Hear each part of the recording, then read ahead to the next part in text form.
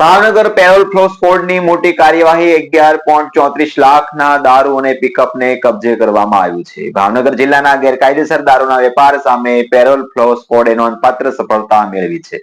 પોલીસને મળેલી ચોક્કસ બાતમીના આધારે હાથ ધરાયેલી કાર્યવાહી દરમિયાન ભારતીય બનાવટના પરપ્રાંતીય ઇંગ્લિશ દારૂની 1056 બોટલો અને નંબર વગરની મહિન્દ્રા મેક્સેસ બોલેરો પિકઅપ સાથે કુલ અંદાજિત 11,34,472 નો મુદ્દામાલ કબજે કરવામાં આવ્યો છે.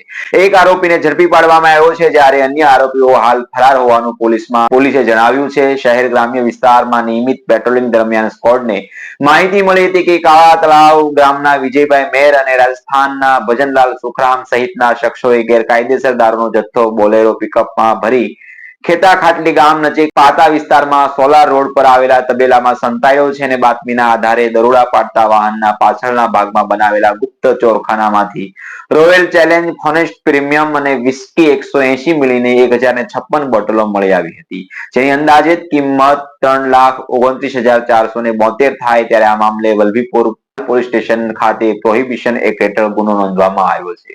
આગળની તપાસ હાથ ધરવામાં આવી રહી છે, ત્યારે સમગ્ર મામલો પોલીસ તપાસ બાદ જ ખ્યાલ આવશે. નમસ્કાર.